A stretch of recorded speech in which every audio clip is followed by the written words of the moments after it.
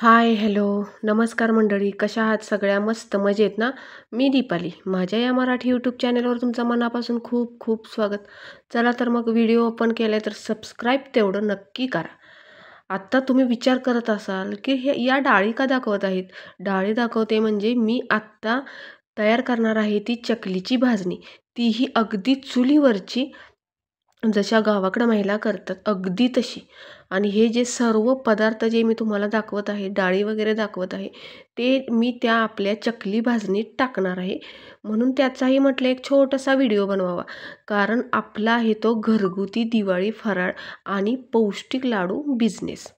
मग बिझनेस करायचं म्हटलं तर आपल्याकडं काही तर प्रूफ तर हवाच ना, की आपण कोणती कोणती प्रोडक्ट वापरतो, ते कसे वापरतो, त्याची क्वालिटी काय असते, ते खरंच चांगले असतात का? म्हणून मी खरं तर हा व्हिडिओ बनवला आहे. पाहू शकता तुम्ही, आत्ता आपल्याला चकलीची भाजणी करायची. मग मी कोणत्या क्वालिटीचे पदार्थ वापरलेत, कोणत्या क्वालिटीचे प्रोडक्ट वापरलेत, डाळी कसल्या आहेत, हलक्या क्वालिटीच्या आहेत का, हे सगळं बघू शकता तुम्ही. अगदी छान प्रकारच्या सर्व वस्तू मी वापरते.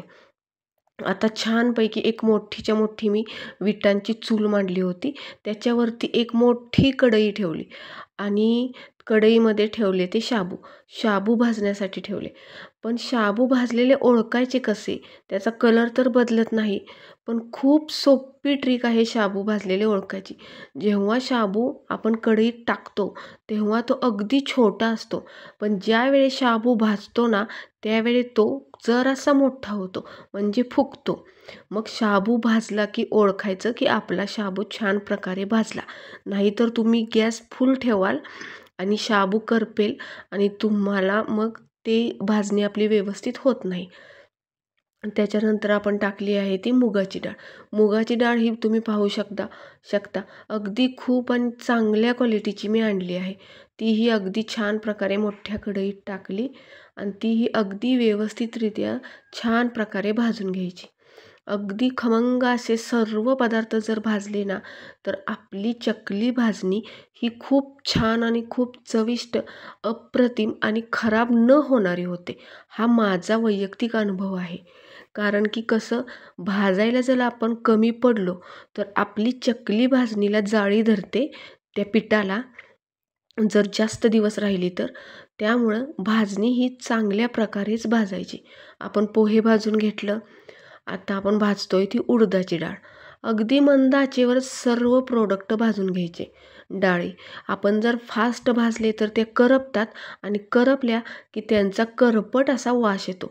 आणि भाजणीला जर करपट असा वास लागला तर आपल्या चकलीलाही करपट असा वास लागतो. म्हणून चकली भाजणी तयार करताना खूप काळजीपूर्वक ही भाजणी तयार करायची.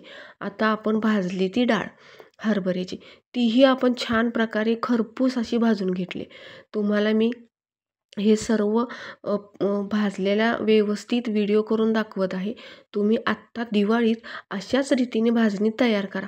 तुमची चकली अजिबात बिघडणार नाही. मी हातात घेऊनही तुम्हाला भाजणी दाखवली आहे. अशा प्रकारेच तुम्ही छान पद्धतीनं ही भाजणी तयार करा. म्हणजे आपली चकली फसत नाही किंवा बिघडत नाही. अशा प्रकारे मी छान प्रकारे चकली भाजणी तयार केली. खूप साऱ्या प्रमाणात तयार केली होती, पण मी छोटा व्हिडिओ घेऊन हा तुमच्यासाठी फक्त 6 मिनिटाचा व्हिडिओ आणला आहे. आता ही हरभऱ्याची डाळ आहे, तीही तुम्हाला अगदी जवळनं मी दाखवली आहे.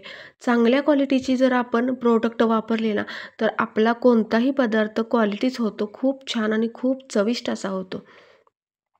ही बघा, पाहू शकता. मी स्टार फूलही घातलं आहे, कारण त्याच्यामुळं धने घातलेत भरपूर, स्टार फूल घातलेत, लवंगा घातलेत, त्याच्यामुळं ओवा घातला आहे. त्याच्यामुळं आपली चकली खमंग, खुसखुशीत, कुरकुरीत आणि शेवटपर्यंत चवदार राहते. त्याच्यासाठी धने, जिरे, ओवा, स्टार फूल हे खूप गरजेचं आहे. तुम्ही नक्की वापरा. त्याच्यामुळं आपल्याला चकली मसाल्याचीही गरज पडत नाही. आपण हे प्रोडक्ट जर सगळे भाजणीत वापरले तर आपल्याला चकली मसाल्याची गरजच पडत नाही. पाहू शकता किती छान प्रकारे मी भाजणी खूप मोठ्या प्रमाणात भाजणी तयार केली आहे. आणि ही चुलीवरची खमंग अशी भाजणी खूप छान, खूप चविष्ट अशी लागते. आता व्यवस्थितरित्या ही चकली भाजणी मी अगदी एकत्रित करत आहे. कारण जर आपण व्यवस्थित एकत्रित केली नाही, तर त्यातले सर्व जे प्रोडक्ट असतात ते मिसळत नाहीत आणि त्यांचं पीठही व्यवस्थित पडत नाही. त्यामुळे अशा रीतीने अगदी व्यवस्थित खालवर करून ही चकली भाजणी तयार करायची. सगळं प्रोडक्ट अगदी मिक्स झालं पाहिजे.